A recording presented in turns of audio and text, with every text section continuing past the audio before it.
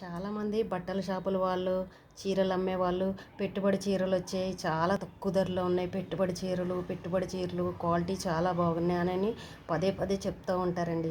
అలా చెప్పినప్పుడు అలా పెట్టుబడి చీరలు తక్కువ ధరలో వచ్చాయని ఆ చెప్పడం, ఆ పదం అంటే నాకు ఎందుకో అస్సలు నచ్చదండి. ఆ చీరల కోసం అయితే మనం ఆ ఫంక్షన్కి వెళ్ళం కదా. అంత చీప్గా ఉన్న చీరను మనం ఎన్ని రోజులని కట్టుకుంటాం. పెట్టుబడి చీరలు అంటే ఏదో ముష్టి వాళ్ళకి వేశారా అని అన్న ఫీలింగ్లో అయితే నాకు అనిపిస్తుందండి. ఆ పదం అయితే నాకు అస్సలు నచ్చదండి. రిటర్న్ గిఫ్ట్స్ అని అంటే అదొక వినడానికి అందంగా ఉంది. మాట్లాడితే బట్టల షాపుల వాళ్ళ చీరలు అమ్మే వాళ్ళందరూ ఇదే పదం, పెట్టుబడి చీరలు పెట్టుకోవడానికి చాలా బాగుంటాయి, చాలా తక్కువ ధర అని అంటుంటారు.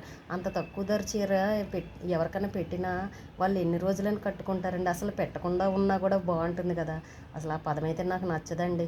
మీరైతే మీకు కూడా నాలాగా ఎవరైనా మీకు కూడా అనిపిస్తే నచ్చకపోయి ఉంటే కనుక కామెంట్ చేసి చెప్పండి.